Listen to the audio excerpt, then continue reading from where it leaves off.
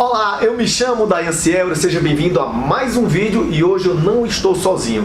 Estou aqui com o Dr. Lúcio Lemos. Gente, esse cara sabe muito, pós-doutorado em análises clínicas. Eu vim aqui em São Paulo hoje assistir um curso dele sobre análise dos hormônios pela saliva. Dr. Lúcio, seja muito bem-vindo ao canal. Obrigado, gente. Obrigado, Dayan, pra gente conversar aqui e trocar umas ideias. Isso. Gente, é o seguinte, as pessoas não sabem o que é um exame salivar. Isso é uma coisa muito recente para o Brasil, pelo menos. Mas, doutor Lúcio, qual é basicamente a diferença e o que é um hormônio salivar? O que é uma dosagem de um perfil hormonal? Como é essa história de dosar elementos do corpo pela saliva? Qual a diferença da saliva para o sangue? Muita gente pergunta isso no canal. Doutor Dayan, o hormônio, cortisol, é no sangue, é na saliva, testosterona? Então nada melhor do que trazer o especialista aqui para o canal para explicar para vocês. Legal, muito obrigado. Bom, o que acontece é o seguinte, você tem como mensurar um hormônio no sangue e na saliva, como você disse. O que você está vendo quando você está dosando no sangue? Você está vendo a sua capacidade de produzir e a sua capacidade de armazenar. O que está preso ali, guardado, pronto para usar. A segunda etapa é quanto que eu consigo pegar disso e usar nos meus tecidos, realmente funcionar no meu corpo. Essa é a parte que está livre no interstício e vai para a saliva. Então quando você tem um hormônio, muitas vezes normal no sangue, e tem sintomas de que aquele hormônio está faltando, você dosa ali, você descobre que está normal no sangue, você vê a saliva está muito baixa. Ou seja, é como se o sujeito tivesse dinheiro no bolso, mas está costurado. Ele não tem acesso àquilo. Fica uma quantidade muito pequena que o mantém vivo, mas em uma má qualidade de vida. Entendeu? Então, digamos que na saliva é o que você realmente tem ali para usar. Exatamente. E que equivale a mais ou menos de 1 a 10% do que está no teu sangue. Então, se esse 1 a 10% não é respeitado, não está realmente ativo, o seu sintoma é como se não tivesse hormônio. E o senhor estava falando agora ali na palestra que, por exemplo, dosar os hormônios como testosterona no sangue é uma medida meio grosseira, porque você não vê o dia inteiro da pessoa. Explica melhor para quem está em casa. É bem fácil você entender. Vamos dizer que você esteja viajando sobre um país de helicóptero, uma África da vida, e você vê lá vários automóveis. Você vai imaginar assim, olha, tem muito automóvel aqui. Esse seria o sangue. Mas você pousa, aí você olha, os automóveis não têm pneu. Essa é a diferença, você consegue detectar algo que às vezes não funciona. É uma medida mais grosseira. É uma medida grosseira, uma medida visual, que você não tem como mensurar o quanto que aquilo ali está proporcionando de bem-estar para o paciente. E por que não se fala em exame de saliva? Por que a população não conhece no Brasil? E poucos médicos ainda conhecem também. Isso aí acontece muito porque na questão da modulação hormonal, como não havia no Brasil os exames salivares de parte livre, começou a se usar o mesmo hormônio que a endocrinologia utiliza para detecção de hipogonadismo. O que é hipogonadismo? O cara não consegue produzir nada. Então se usa uma mensuração, um exame, que é o sangue, e o pessoal continuou fazendo dessa forma. Só que isso gera alguns problemas. O primeiro problema é que quando você tenta mensurar assim, você acaba usando dose muito alta. Então você tem pessoas que usam testosterona em dose muito alta, e isso vai transformar em quê? Vai aumentar DHT. Então você tem acne, tem pele oleosa, tem queda de cabelo, você pode ter um problema de hiperplasia de próstata, simplesmente porque você está querendo controlar algo que não tem sensibilidade suficiente. Isso. E aí você trabalha de uma forma quase que empírica. E desde quando no Brasil já se faz? Pelo que eu estou sabendo, vocês foram um dos pioneiros aqui, né? Sim, no Brasil a dosagem hormonal salivar começou mais ou menos em 2009, 2010. Né? Aqui é relativamente recente, né? Aqui é relativamente recente porque, como eu te falei, não havia a modalidade de modulação. Então o que se usava era sangue para detectar falta de produção. Mas o tratamento para falta de produção é um tratamento mais acirrado, uma dose mais alta. E isso acabou gerando essa questionamento. Que tipo de dosagens salivares vocês lá no laboratório de vocês fazem? Assim, que os médicos pedem, que vocês costumam mais fazer? Eles pedem vários tipos de exames, porque normalmente você está querendo saber como é que está a cascata hormonal do teu paciente. Então isso vai variar com pregnenolona, cortisol, DEA, aldosterona, progesterona, testo, DHT, 3-alfa-diol. Você vai ver os estrogênios, né? O estradiol, o estrona, o estriol. Então você tem também IgA secretória, que está ligado com desbiose. E a desbiose, mais do que nunca já se sabe que a desbiose altera a sua liberação de hormônio livre. Então o que você come pode fazer com que você não consiga liberar hormônio suficiente. Ou seja, não é só dar hormônio também, né? Não é só dar hormônio. O que é necessário é quando você conhece a cascata, você consegue perceber que existem ações a serem realizadas ligadas com o metabolismo. Então você vai ver se tem uma resistência insulínica, se tem uma esteatose hepática, se tem um hipotiroidismo.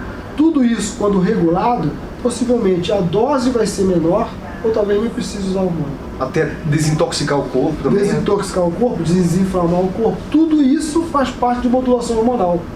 Não deveria ser feito uma entrada com hormônio antes de se colocar isso da limpeza do corpo. É preparar o terreno para que o hormônio chegue, né? Isso mesmo. Doutor Lúcio, uma pergunta para a pessoa que está em casa, longe aqui agora, lá no interior do país, um Brasilzão grande desse, fora do Brasil também. Como é que a pessoa consegue dosar essa saliva? Porque muitos laboratórios não têm essa coleta. Como é que é feito isso hoje em dia?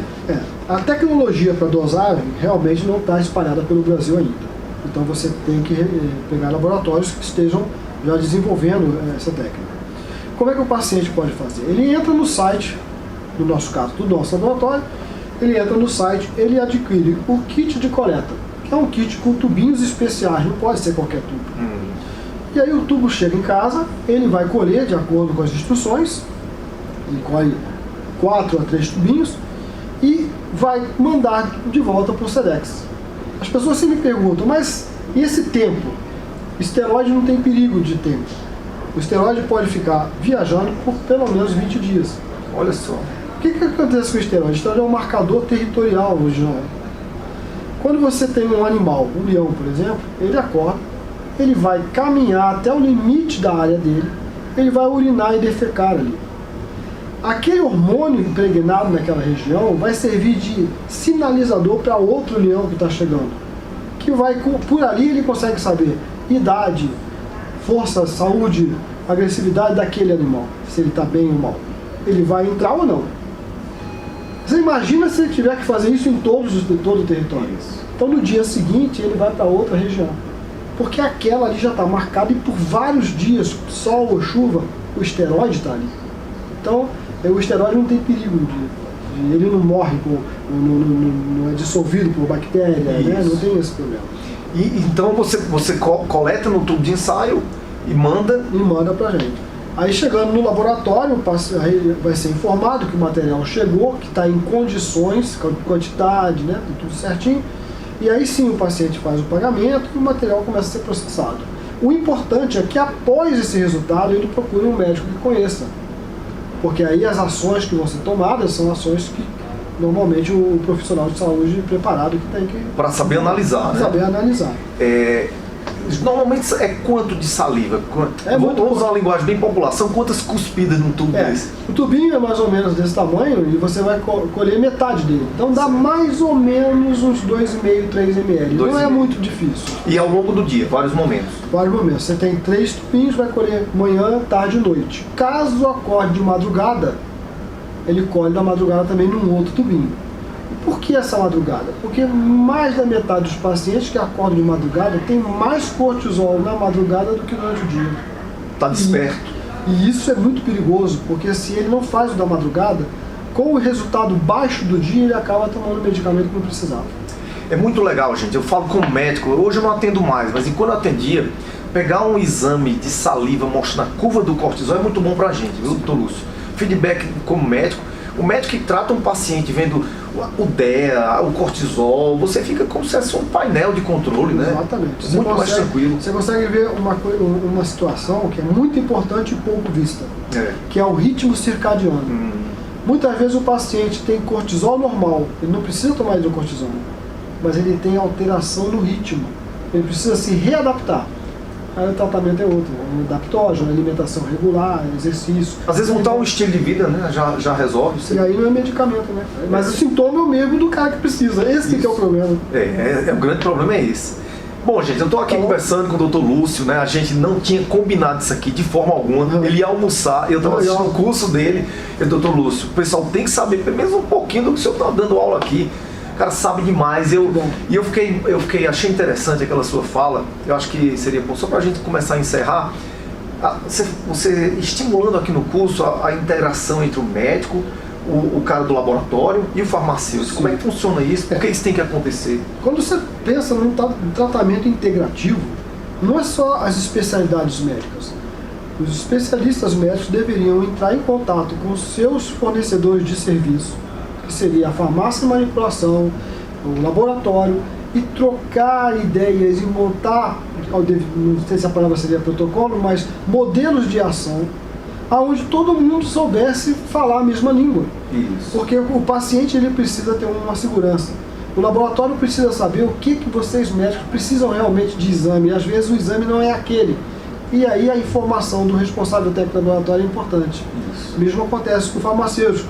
O cara trabalha com manipulação há 30, 40 anos. Ele tem informações que são importantes nessa integração.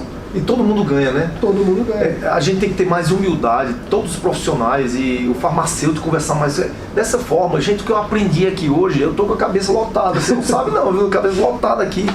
Então, olha pessoal, quem quiser saber mais alguma coisa, mais informação, a gente vai deixar na descrição do vídeo o link do laboratório, tá bom? Certo. Você não precisa fazer no laboratório dele não, existem muitos outros laboratórios. Sim. Muitos não, existem muitos? Não muitos. Alguns no Brasil. Você pode sair pesquisando, dar uma olhadinha, mostra pro teu médico para saber se ele sabe pedir ou se ele tem conhecimento, para poder... Ele pode, inclusive, conversar com o médico e pedir orientações de quais os laboratórios que realmente estão fazendo dentro da conformidade. Isso. Não quer dizer que seu médico não seja atualizado, não, é porque isso é muito novo, isso realmente. É coisa nova. Então, há pouco tempo que eu vim descobrir que existia isso, então nem todo médico conhece. Apesar de novo no Brasil, tem 50 anos nos Estados Unidos. 50 anos já fez. Nós, brasileiros, é que estamos atrasados nessa ligação. Então começa a pensar a respeito, tá bom, gente? Doutor Lúcio, muito obrigado. Tá bom, muito almoçar. Felicidade, muito obrigado. Gente, um grande abraço para vocês. Vivam com saúde, com paixão e com Deus no coração. Tchau, gente.